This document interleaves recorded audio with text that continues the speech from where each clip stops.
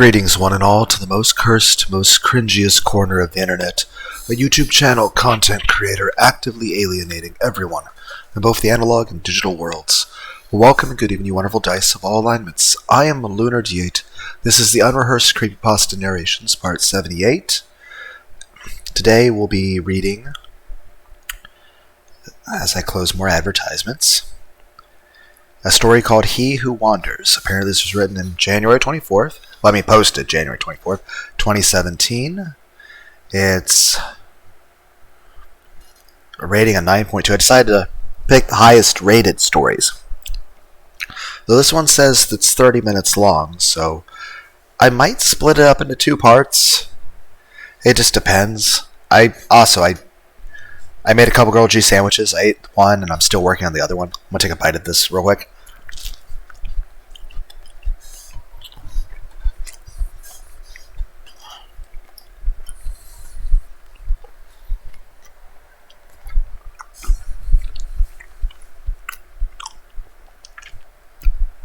I also have a jug of water. And of course, I'm working a bit of overtime, so I'll have to get to bed at some point. So if I start getting too tired, I might just have to stop. By the way, I was undecided about what thumbnail to use.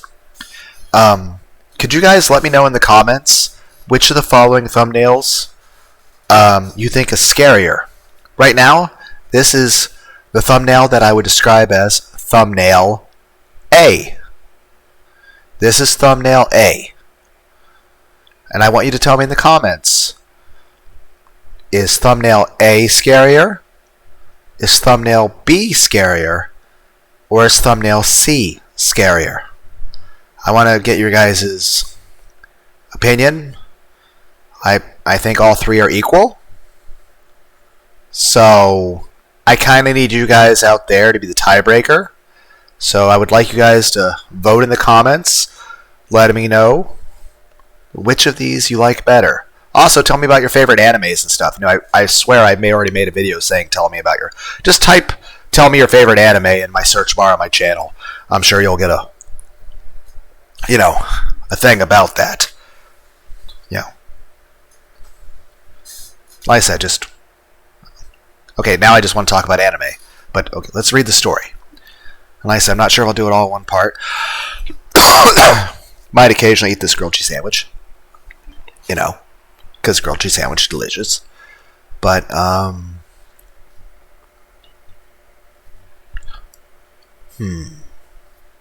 Right. Slides A, B, and C. This is thumbnail A. This is thumbnail B.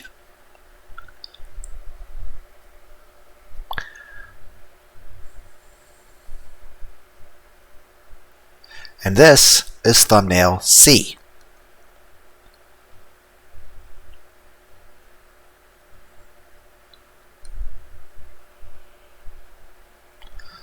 So if you could, just type in the comments down below which of these thumbnails you find the most unnerving.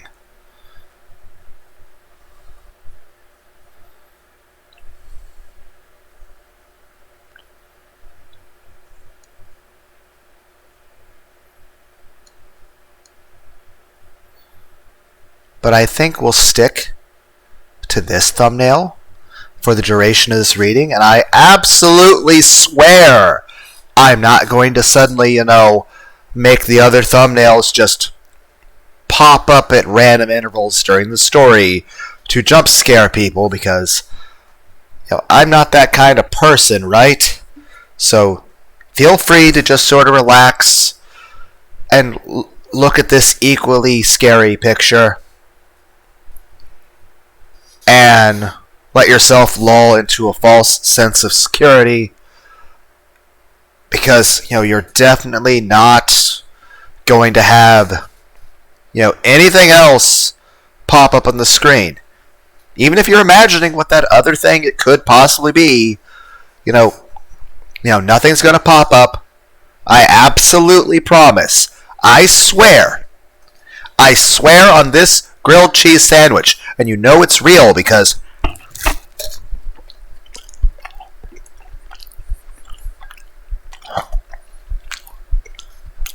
I may have put too much cheese in this.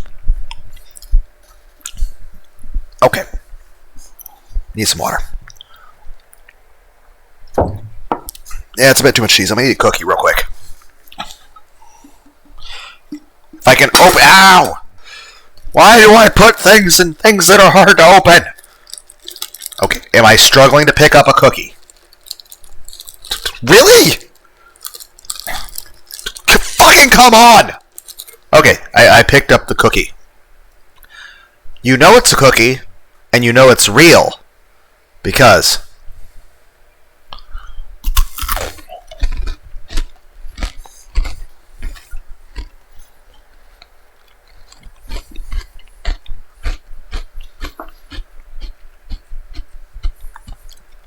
it's really good.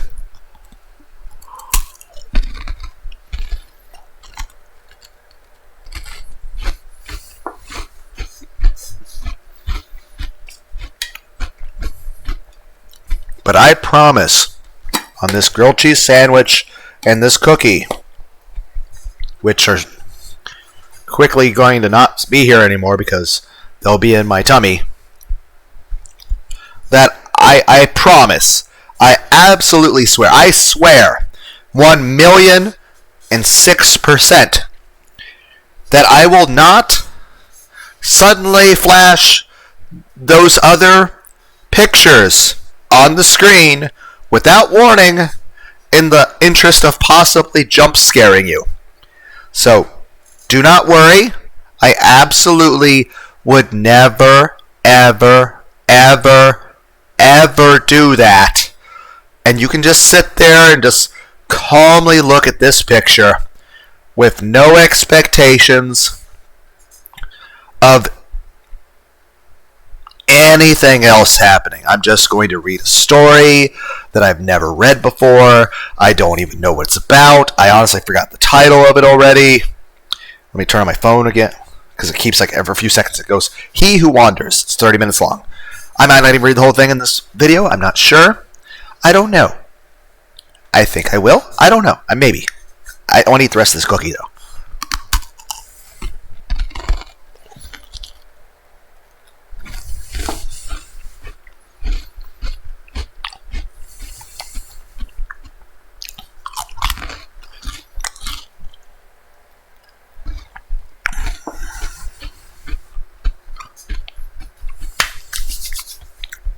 It's a really good cookie. But I swear on that cookie that I'm no longer holding, and the grilled cheese sandwich that's half eaten, I absolutely promise that I will not flash any unexpected pictures during the duration of this reading. So everything is perfectly fine and everything is safe, and there's no reason why you just can't relax, and just sort of just enjoy the nice, calming picture of a tree with a Halloween decoration in front of it. Because that's all that's going to be on the screen during all of this, and nothing else will ever happen. Okay, so we're going to read He Who Wanders. Apparently it's by Simon Simonian. I missed the scorching wind of Andalusia, how it pours sunlight onto your face, toying with eyelashes, flattening dry sand against cheeks and milling around hair. I miss the smell of the valley and that ripening softness of the muscat fluff glistening.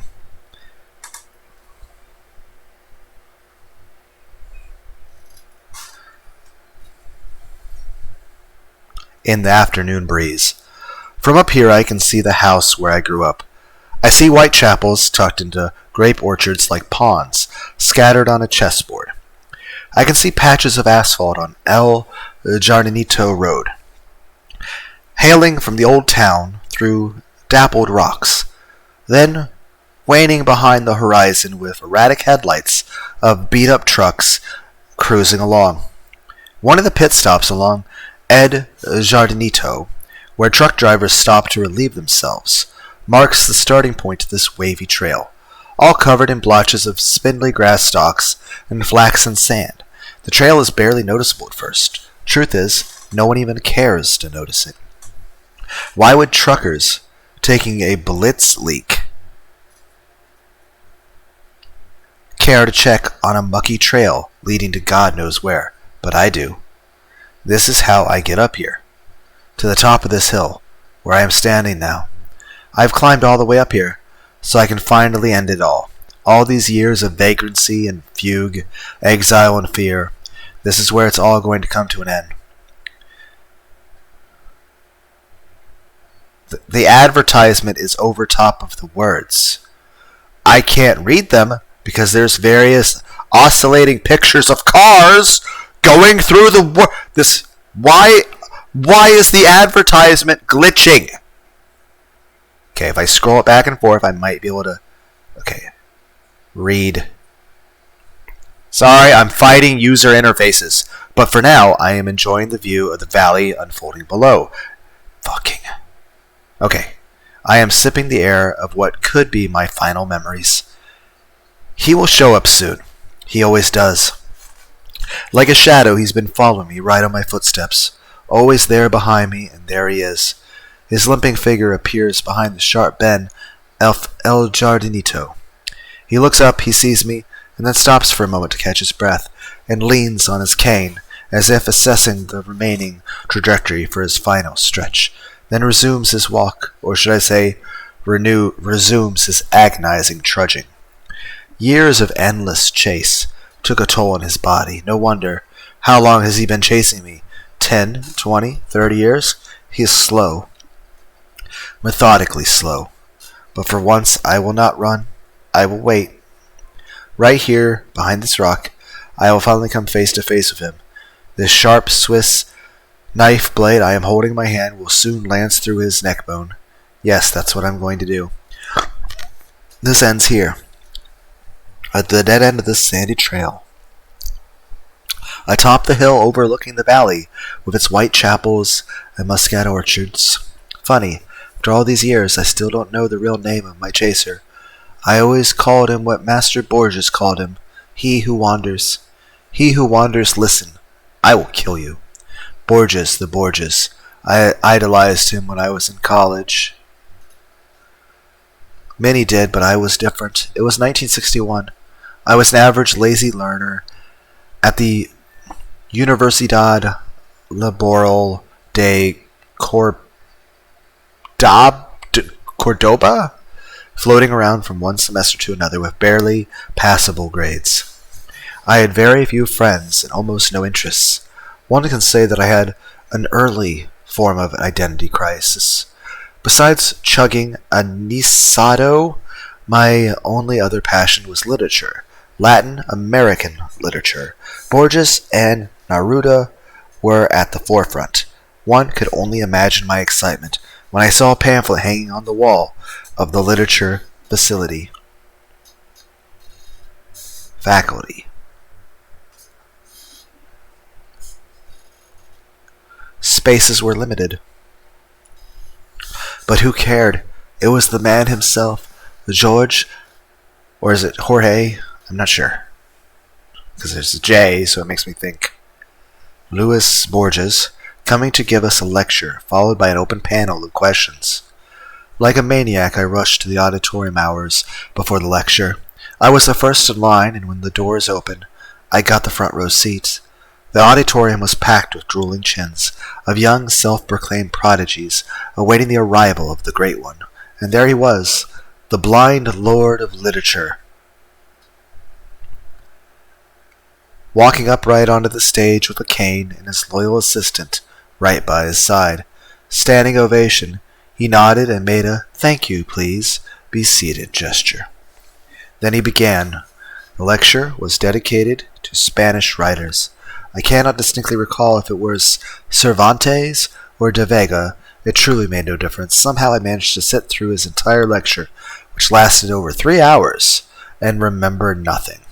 He talked slowly and methodically, pouring honey into our ears like Segovia's guitar, with his absent eyesight fixed on the ceiling. And then it happened, something that caught me completely off guard.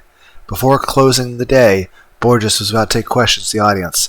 Of course, I raised my hand, and so did about hundreds of other students.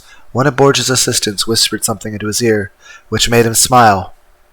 "It is an honor for me to be in front of an audience of young people, but our time is not infinite," he said with blind eyes, still pinned on the far corner hall. "For that reason, I will randomly pick questions from 5 of you. I have never won any prizes or lotteries in my life. When I played poker or blackjack, I lost far more than I won. I knew my limitations, and that turned me into an average, apathetic person, rarely trying to outdo oneself. And so, sitting still with little ambition, I got used to that, until that moment when I saw Borges pointing his finger in my direction. That came as nothing short of a shock. "Me? Yes, young man, Senor Borges, picked you. Step forward and introduce yourself," said his assistant.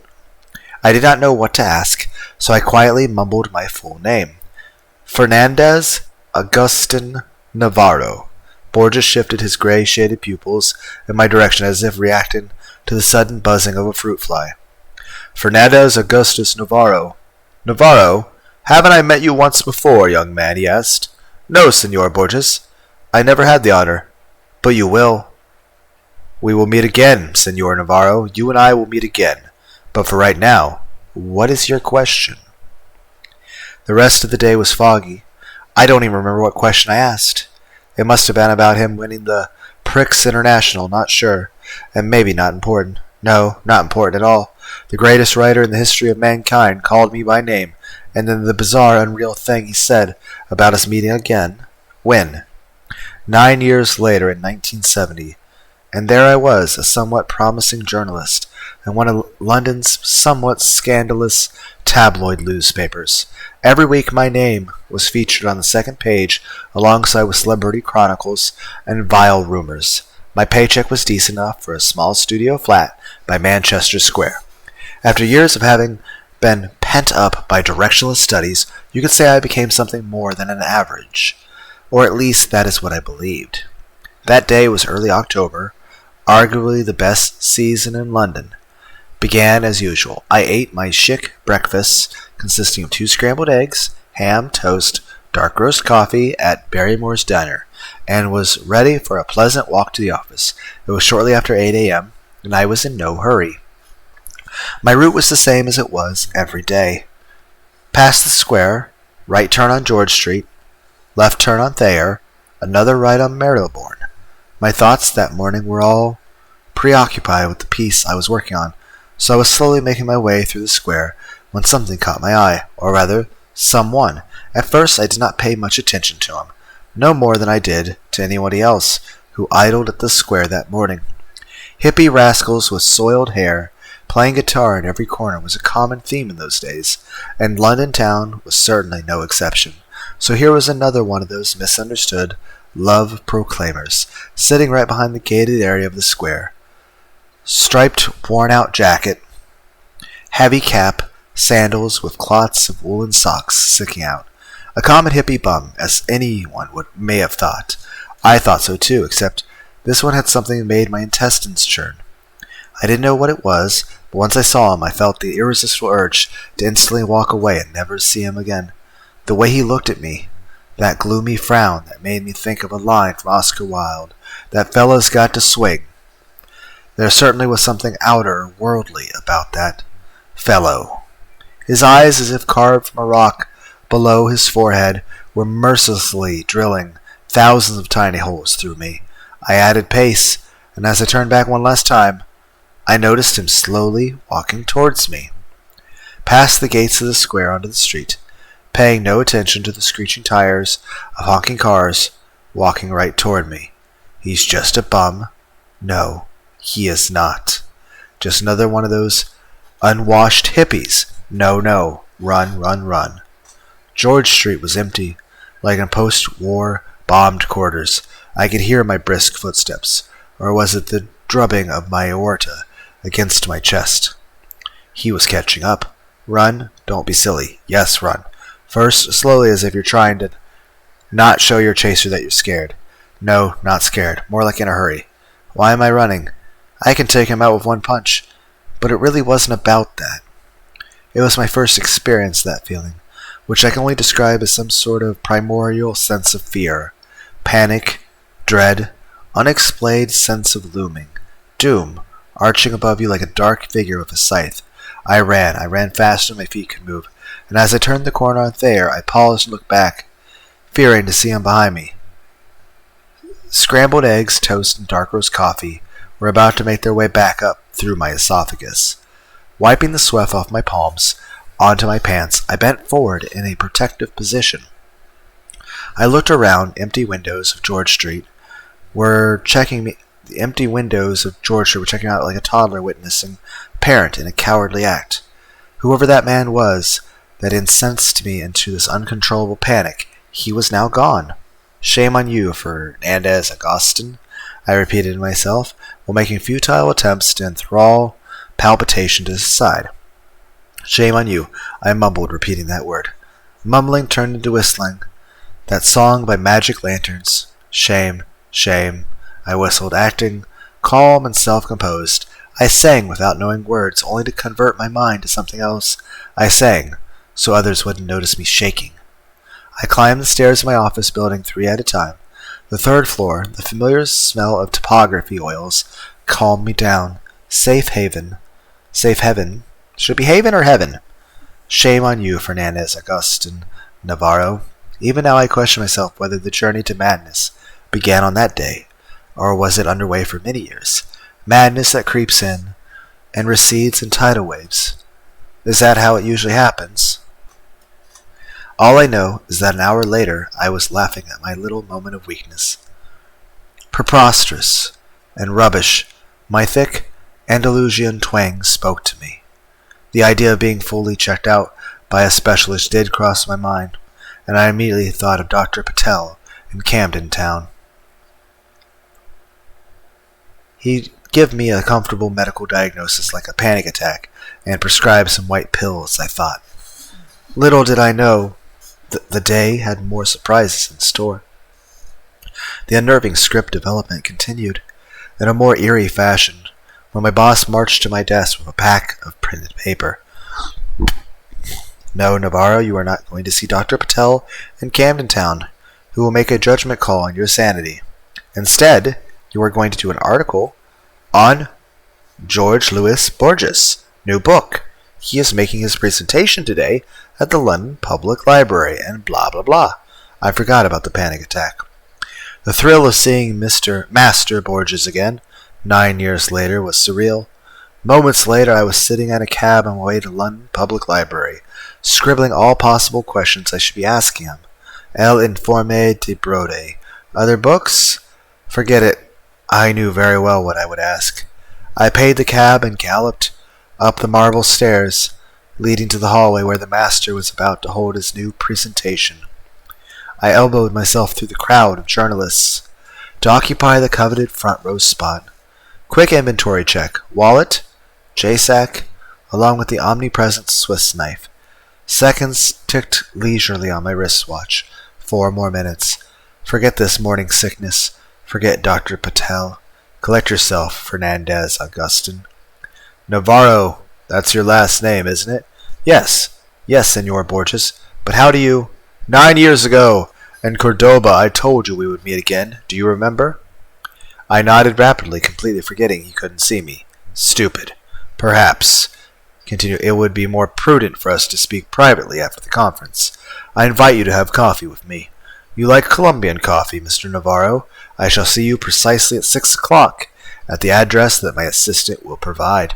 His blind eyes were still fixed at the top corner of the hallway, far above all the congested, sharp-penciled critics and arduous followers of his divine writing. The attention now was all on me. As revealed by hundreds of photo flashes from behind me, I thought of all the explaining that I would have to do tomorrow. How does Borges know you? Are you friends? You were raised in Cordoba? Are you his illegitimate son? Back then I did not know. Answers came later. Memory is a tricky animal. As I gaze over the valley and satiate my lungs with familiar smells. I cannot think of anything specific. Vague and elusive memories of my childhood home, and these orchards, these white chapels, and this old town itself. Nothing but an incomprehensible sensation, somewhere down there, below the chess cage. I close my eyes and let the sun twirl around with tinted specks of mosaic light. I am trying to focus. Without looking, alas, nothing comes to mind. I've been robbed of my memory. Hugh. I cast my eyes on the trail again. He is closing in. It's hard for him to walk upward, and yet I see that determination in his eyes, in his tight grip of his wobbly stick.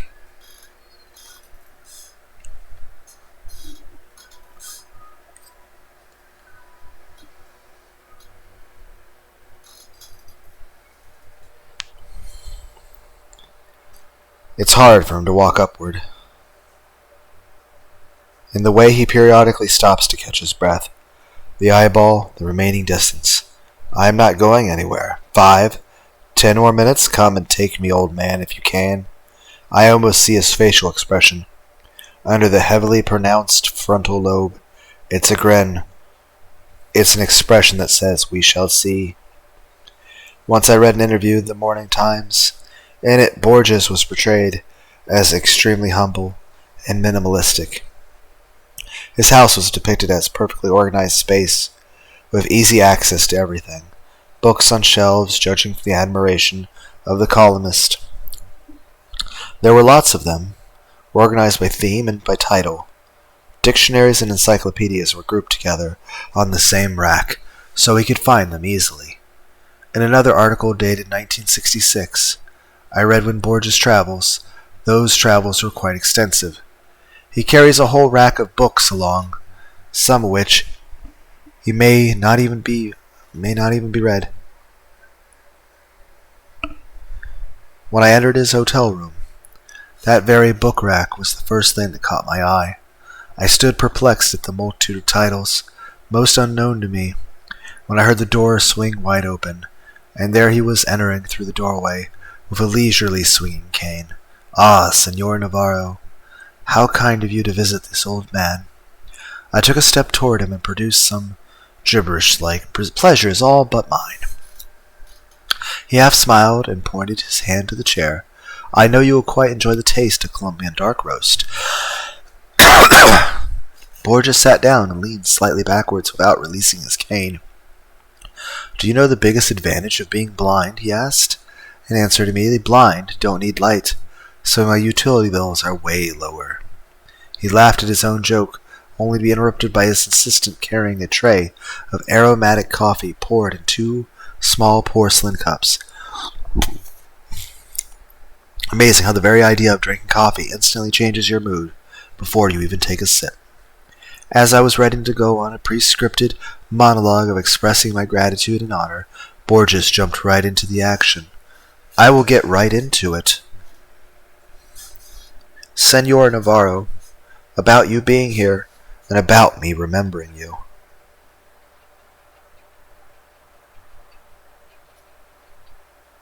I know you have many questions. I will attempt to answer some.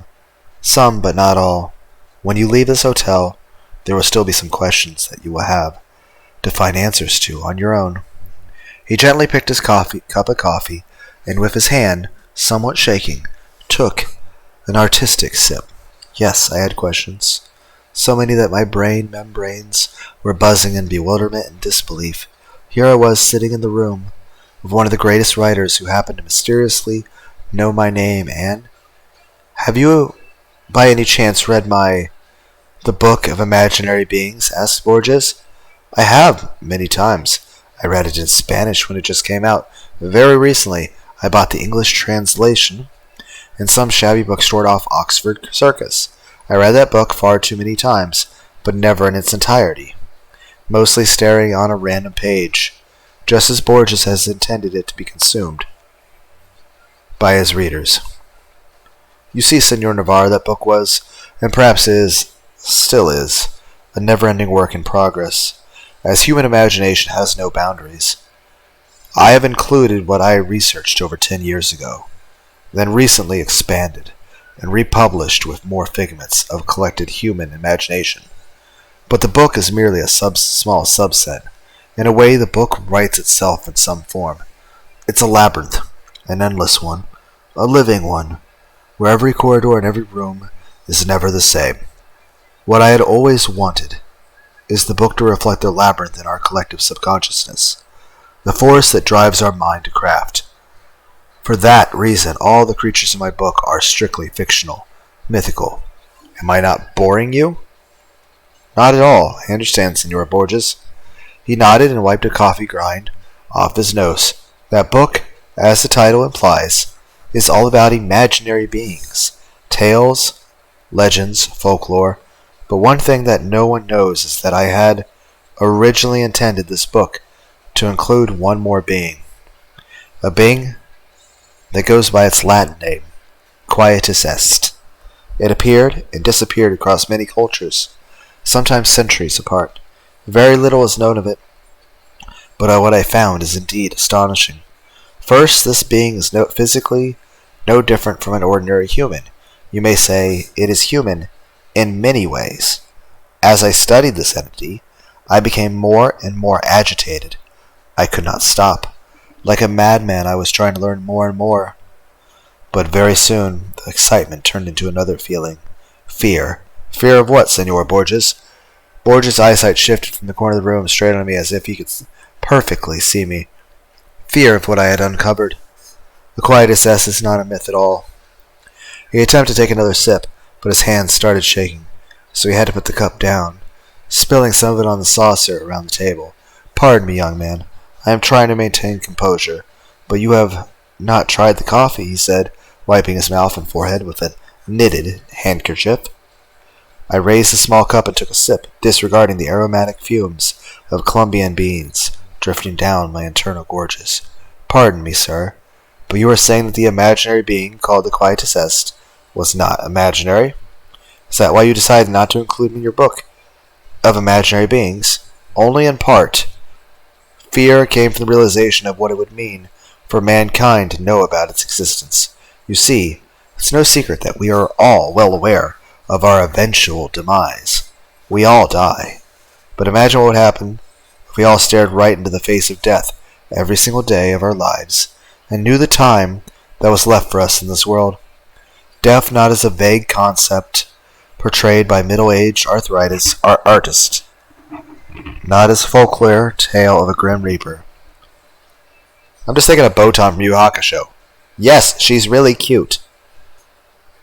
I still think Lana Bator's abridging of at least some of Yu Hakusho is awesome, but I have the entire series of Yu Hakusho on DVD. It's an awesome show. But as a living, real entity that stalks you and walks around showing you a ticking clock, counting down minutes and seconds, getting closer to you with every second, trying to grab your hand, running from death is worse than death itself. He took a deep breath and closed his eyes. But I shall talk no more. Allow me to give you my scribbles from years ago. These are the unedited in their raw format, so please pardon the poor language. It's right there in the drawer.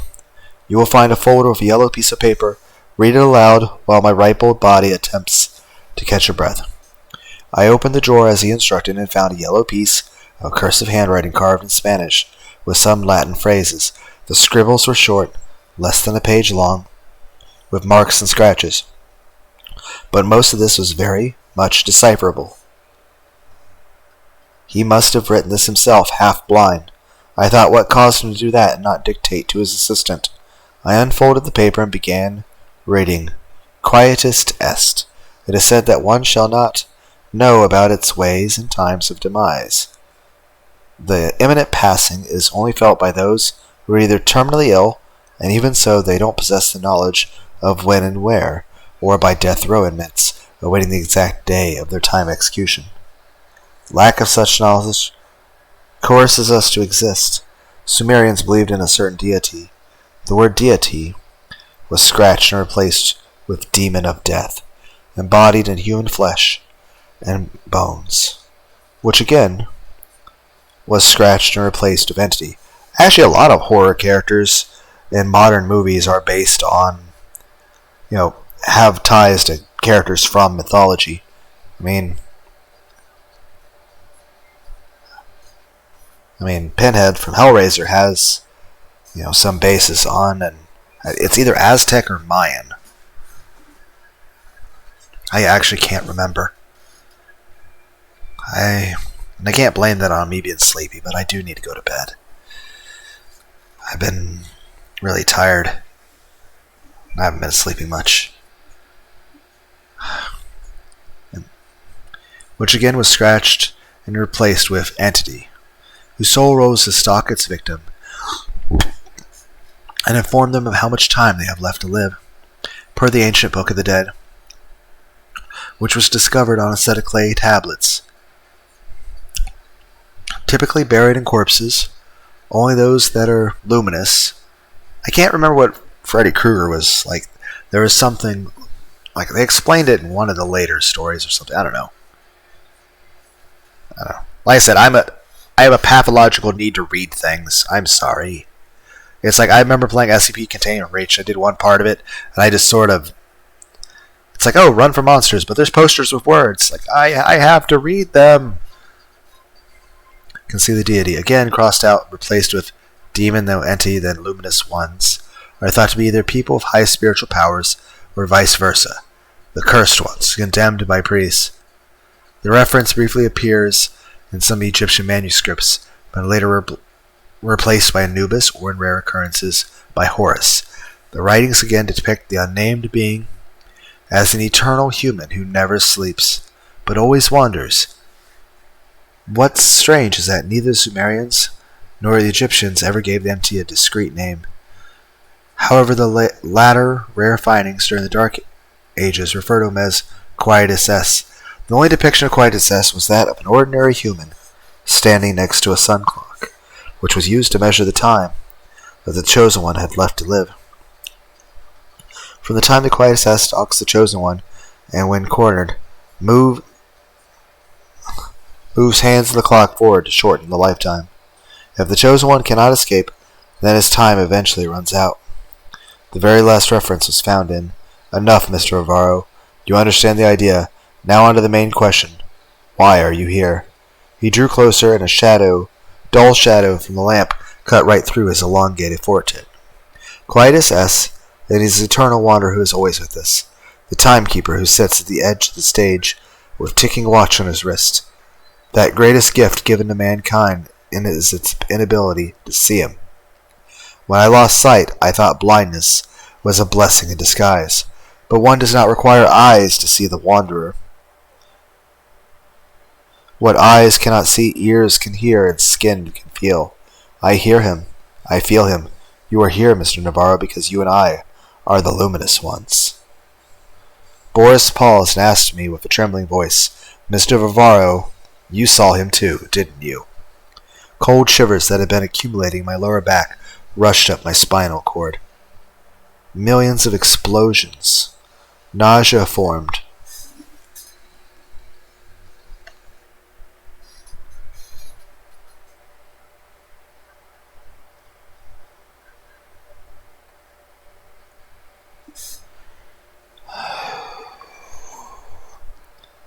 A massive ball in my throat, and for a moment I struggled to breathe.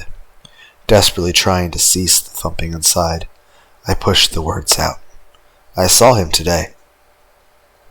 How do you get used to the notion of being a passerby on this earth?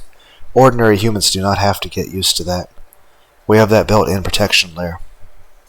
That safety cork in our brain membranes that separates the realization of being mortal from flooding down upon us. It allows us to breathe the air.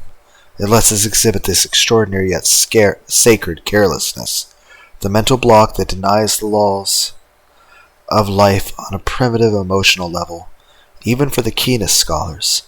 The indecipherable tetragrammaton is shown to us in every step we take, in every cup of Colombian coffee we skip, in every word of wisdom we collect from books. Every second we bypass the sinister tick-tock and hear the name of God being whispered. And the phone logged me out because I stayed too long on the site. I don't know why my phone does that, but now I have to actually type in the creepypasta site again. I will try to eat some of my grilled cheese sandwich while I wait for everything to load. I'm sorry my phone doesn't load faster.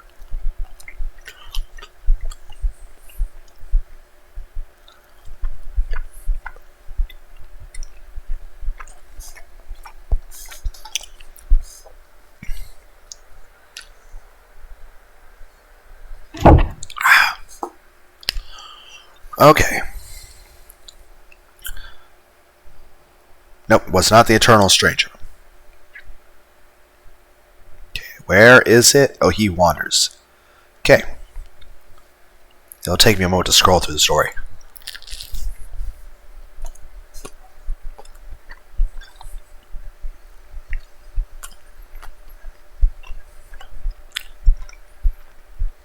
I'm fighting ads, by the way.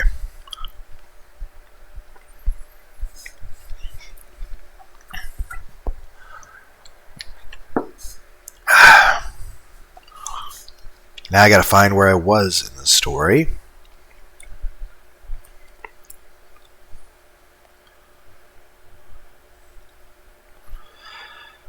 I'll get there.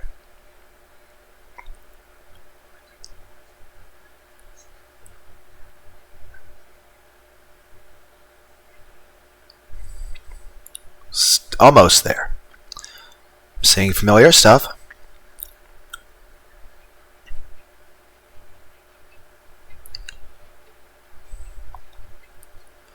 Getting there at any time now.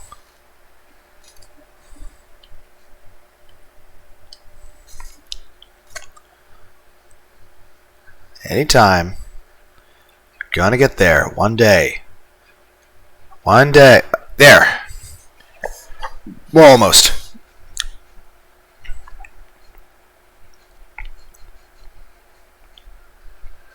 And hear the name of God being whispered into our ears, and yet we humans turn around and whistle, shame, shame, deceiving our own self-cognizance.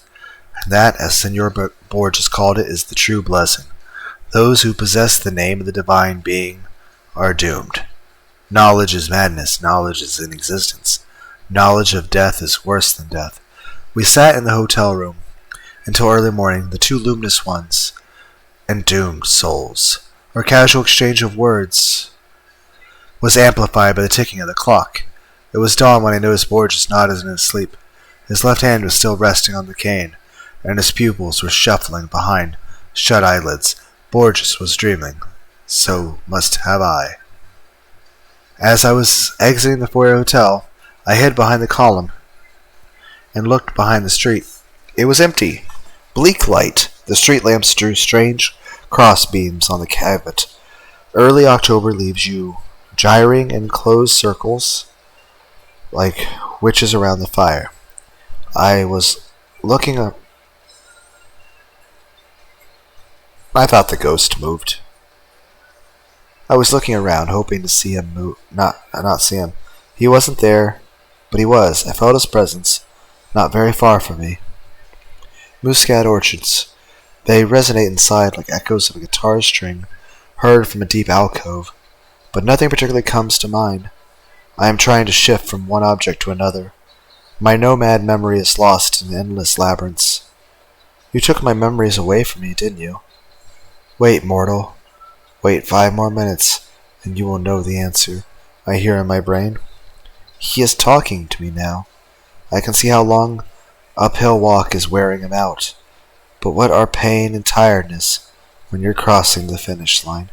As Borges warned me, do not ever come close to him. Do not look him straight in the eyes. He will always be near. His watch will be ticking.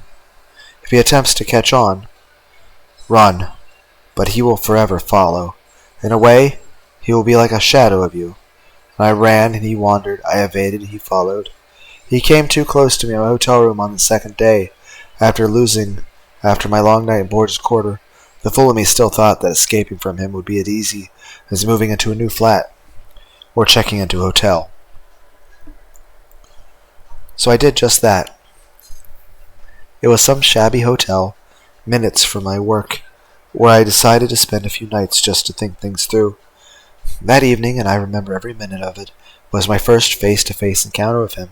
My room, B6, was on the basement level, and I stumbled through the dark hotel corridor, trying to find the key to my room. I felt his presence, but I feel like that ghost moved again.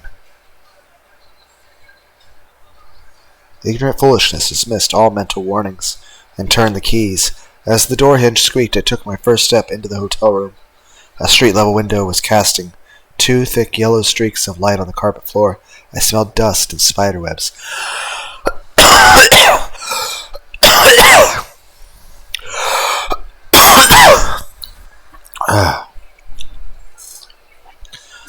had to blow my nose.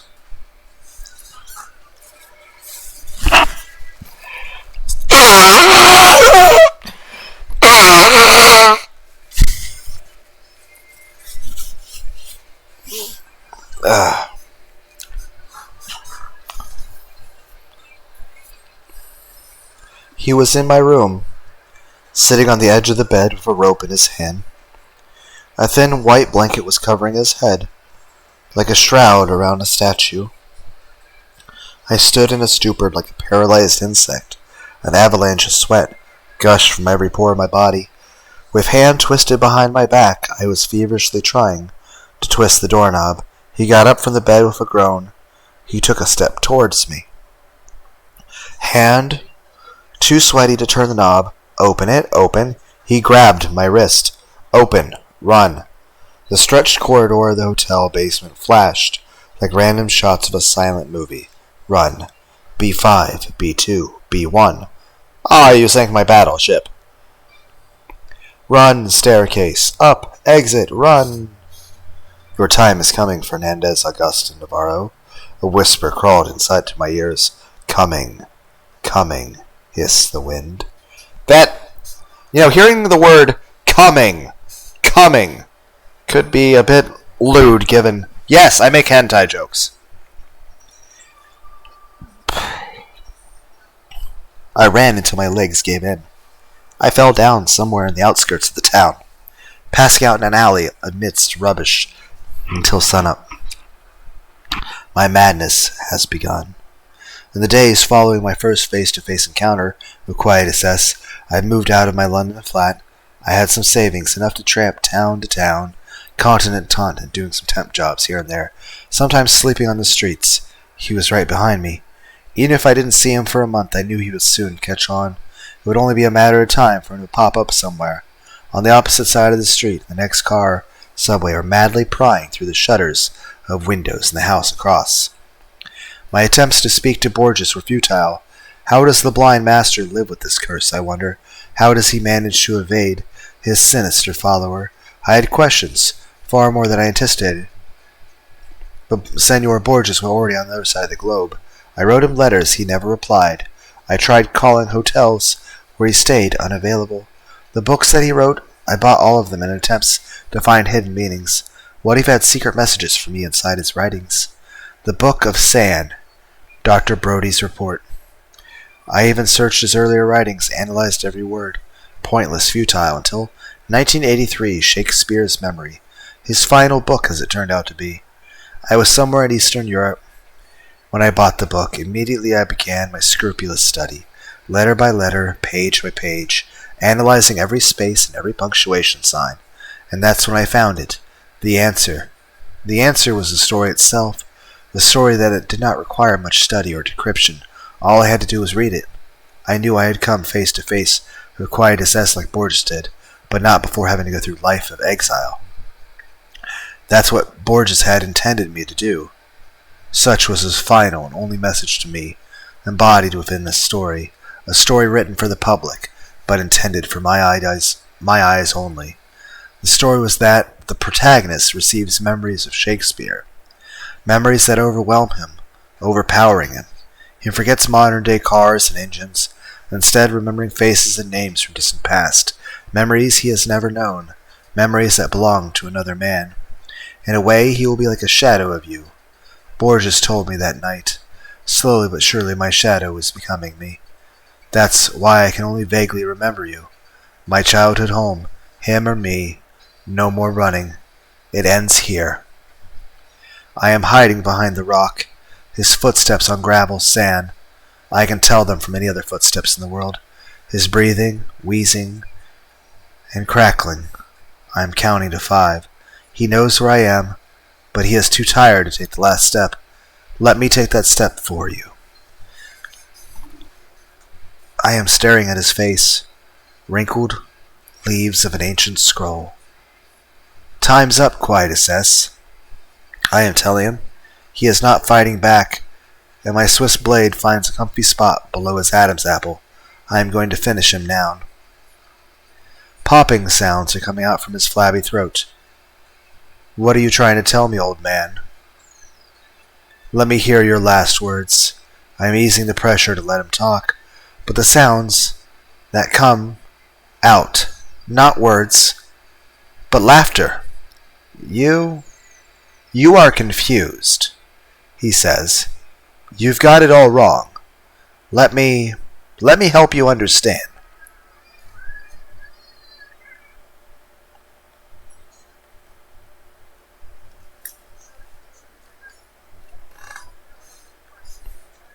I am letting him sit up. He is coughing blood. One wrong move and he's dead. He wipes the blood off his lips and nods in understanding. All my life I have followed you, he begins slowly. It's a miracle I have come this far and lived this long. Ever since I left Cordoba, I was a ticking time bomb. I was diagnosed as suicidal. Doctor after doctor. Therapies, specialists, prescription, yoga. I have tried them all. Some helped for a while, and the disease subsided, but then trolled back with a new, stronger wave. It's this disease that nests here. And he points to his head, forcing me to look away. Look for a way to end my own life. It all began in London on that morning, when I was sitting on the bench in the middle of that square, feeling the disease not... Wait, is the main character the Quietus S? Is the main character the mythical being? And the person we thought was the mythical being was the actual person. But rather than running away from death, this guy is like, hey, I'm just going to run to you. And this is like the biggest misunderstanding that has ever happened in the history of time. That's pretty cool. My first attempt was in that hotel room, B6. I sat in the bed, dark room, for hours with a rope in my hand and a blanket over my head. Death opened the door and stood above me in the darkness of the room. Oh, how... Yeah, I think it is. So the main character is Death, and we were running from the terminally ill guy who wanted to not be in pain, but we thought that he was... That means when Borges... Wait. If the main character is Death, then why the fuck did Death have to work a job? I mean, I was a writer for a fucking newspaper. How does that work? Do I just sit down at the desk and people are like, here's your paycheck? I'm not saying it's bad writing. I'm saying it's really interesting. As my battery says, it's 50% remaining. So I have to finish the story right away because my phone is dying. Great, we're reading a story about death in your phone. Okay, this is not the time for jokes. The battery is going to run out. The blanket over my head. Death opened the door and stood above me in the darkness of the room. Oh. Where was I? I lost my... How I wanted my pain to end, but it was not meant to be. Not then, not there. I had to live on. Ever since that day, it was a cat and mouse game between us. I chased Death, and Death would always slip away, until now. He pauses, rubbing his flabby neck, then points his finger down the valley and continues. I was born in that house. I remember every moment of my childhood. My parents, my toys, my school. I remember playing hide and seek with my cousins in Muscat Gardens, and dozing off to Sunday clergy in that white chapel. I remember Eastern rugs being washed on the street and the smell of grapes. My name is Fernando August Navarro. And you have no true name. But they call you Quietus S, the one who wanders. Filaments of scorching infernos have been ignited all over me. The fire sets off inside my eyelids, where spreading over to all facial pores and trickling down my body. Lies, imbecile lies, I roar. Look at me, he says. I am an old man. And you? Still young and strong as you always will be. You have not aged. Now think more. What do you remember of your childhood? Shakespearean memories of random sounds and smells are all you have gained from me. Master Borges knew who you were. He cracked you, and then he tricked you. He made you think you were me. That was his way of evading you, by not revealing you the truth until his final breath, final book, final story. You are the one who wanders, and those memories you have, those are my memories. And now that I have told you who you really are, you must finally finish me. I have heard enough of his fibs. I am throwing my knife away. I shall not require any blades to finish him. With his hands clenched around his thin neck, I am strangling him. I hear him squeal as the grip tightens.